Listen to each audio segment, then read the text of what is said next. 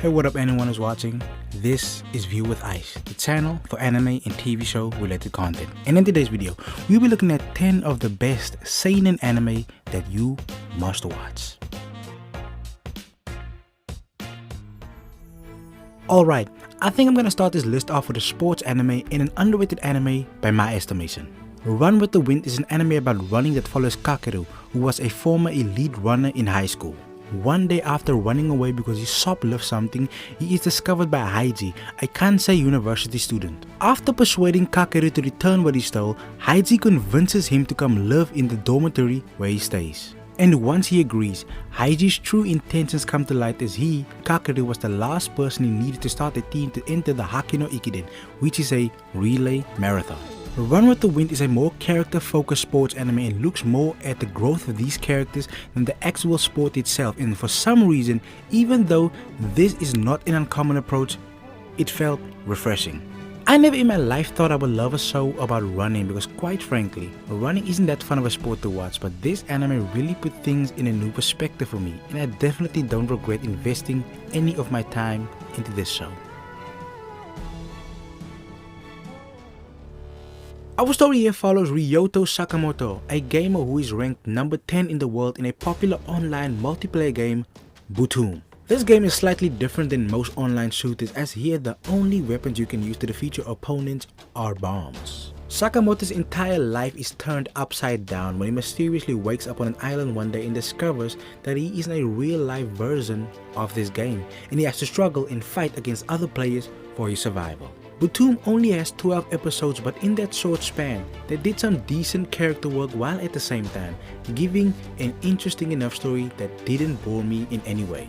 I really loved watching this anime, but I have one really big problem with it, and that is that there will most likely never be a season 2.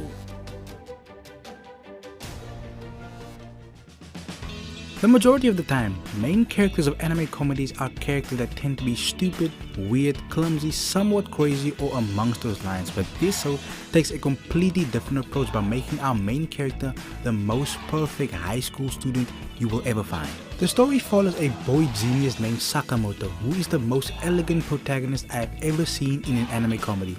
He constantly gets into weird situations and always manages to get out of those predicaments in a manner of absolute perfection, which makes him look cool in the process and somehow manages to be funny. The reason why I love this show so much is the fact that they turn a character which would traditionally not be comedic into something that you can't help but laugh at. So if you are looking for something to laugh or smile at, or just something to cheer you up, this is definitely the right anime for you.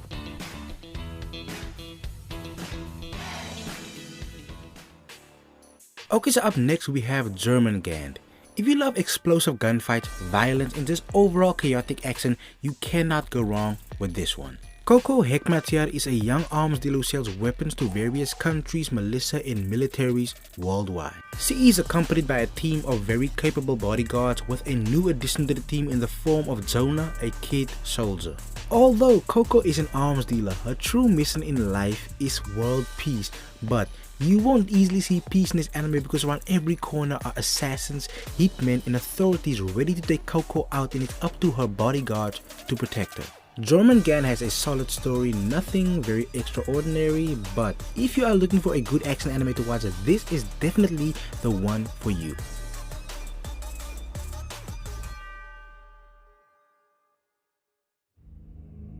"91 Days" is a revenge story that follows Angelo Lagusa on a mission to kill those who killed his family.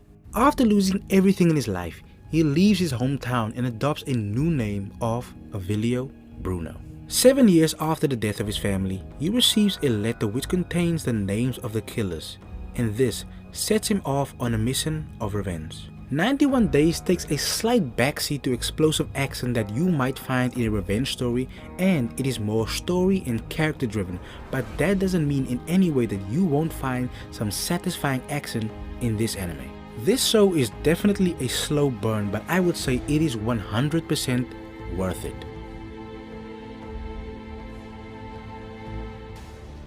Okay, so the next anime we have on our list today is an anime that I'm desperately waiting on to give me a second season in a show that I consider highly underrated, and that is Doro Hidoro.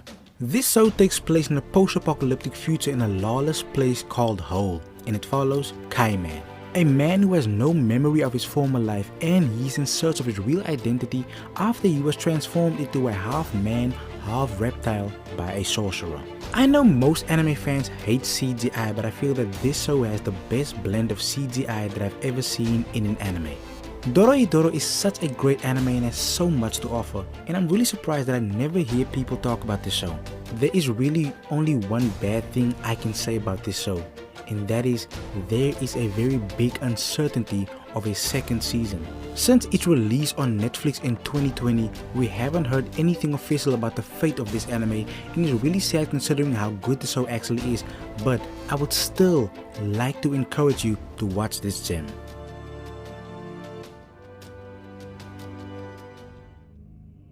Kimihiro Watanuki is a high school student with the ability to see spirits. Spirits and the supernatural are also attracted to him. You could say he is cursed by this ability because all he wants is to be rid of this nuisance that has been plaguing him for his entire life. One day, in an attempt to get away from one of these spirits, he seemingly by coincidence stumbles onto a wish-granting shop. The owner of this shop is a witch named Yuko Ichihara. She offers to grant Watanuki his wish, but for a price of equal value. Since Watanuki has nothing to give, he becomes her employee and does odd jobs around the house and often goes on supernatural and spiritual errands for Yuko. The anime falls into a category of a dark fantasy, but it is spiced up with comedy, and that mix of comedy coupled with its dark and supernatural adventures makes for a very interesting and entertaining watch. This was one of the first anime outside of Dragon Ball that I watched in my life, and quite frankly is one of the biggest reasons why I love anime so much today.